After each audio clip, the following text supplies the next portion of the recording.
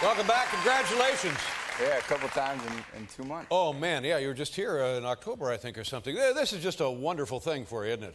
What is that 2-week period like before the Super Bowl? Is that just annoying, or is that just something you got to get through, or do you enjoy that? You got to get through it. Yeah.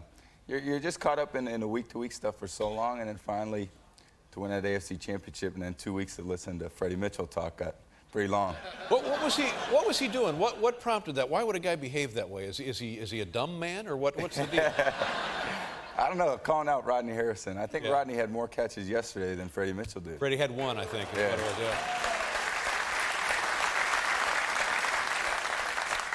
Now, when you are playing a Super Bowl, and it's difficult to isolate because you've done it now, you've won 3 of these, do you just start from scratch going into it for a game plan? I mean, how do you prepare?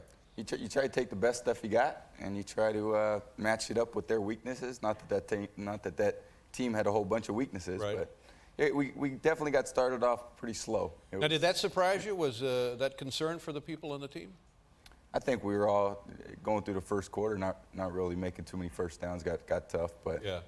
It was anytime you play the best teams in the league, that's what happens sometimes. Any panic at all toward the end of the first half?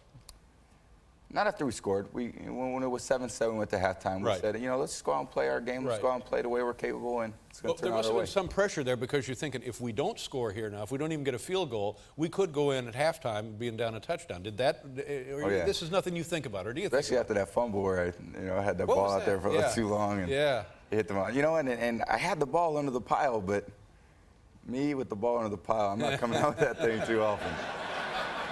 But does the thought go through your mind, oh, this could be the darkest day of my life? This could cost us the Super Bowl? Does that ever enter your mind there? Oh, yeah. That whole, you talk about 2 weeks leading up to it. Yeah. You realize that game you're remembering for the rest of your life, whether you win or lose. That's right. And, I've heard people that have lost Super Bowls say that's the toughest defeat they've ever had. So hopefully we don't have to experience much of that. Now we tried to... We haven't yet. We tried to talk about this before. The Bill Belichick, he's some sort of mad genius, right? Yeah. He's some sort of crazy guy. But he always knows how to at least beat every other team by a field goal, at least a field goal. We got that 3-point thing down. I know that. Am I right about that? Is Adam Vinatieri responsible for the game-winning field goal in each 3 victories? Yeah. That's remarkable, isn't it? Oh, yeah. He's the best. Yeah. He's the best. Tremendous. But what does Belichick do? What about the guy? Is he just smarter, or is everybody else not as smart? He takes it to a whole new level. Yeah. I think the great thing about him is he understands the game from all 3 sides of the ball, which is offensively, defensively, and special teams. And all 3 of those phases have to complement each other. And I think that was really the strength of our team this year, was sometimes when the offense didn't play so well, the defense really stepped it up. And vice versa. And the special teams was always very consistent. So that's what it takes. That's what it takes when you play these tough teams, especially late in the year. And we really came through when we needed to. What did he say to you just before you come out of the tunnel? What were his final words to you before you take the field? What did he say? I think he said, go play like champions. Yeah. Go play like champions. And that don't screw this up.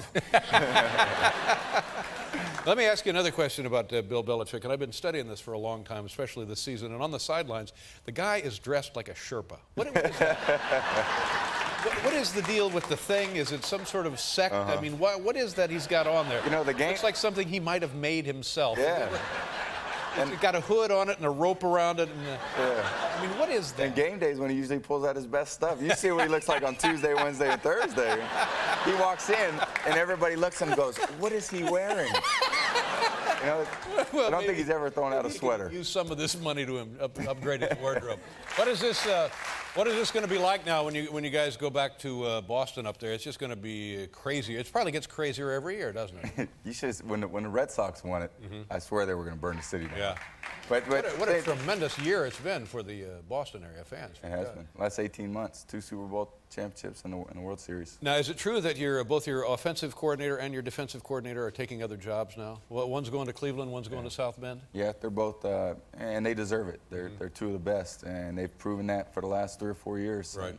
And it's great that they're getting an opportunity. And what does this do to you as a quarterback? Do you think, oops, or are you okay with this?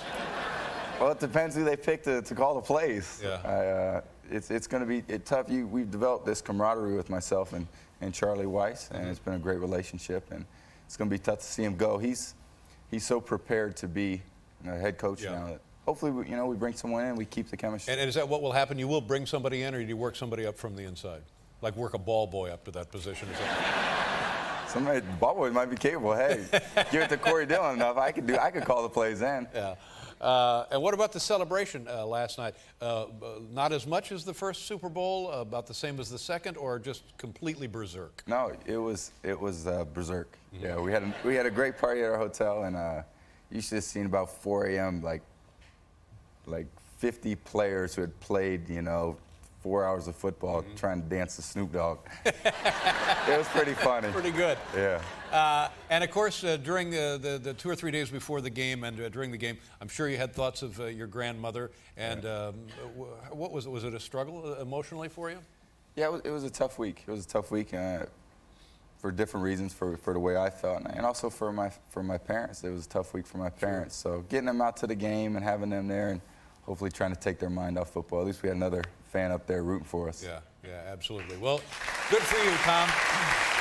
Very happy for you. Congratulations. Thank you. Take it easy on the Colts next year, all right? Yeah, well, don't count on it.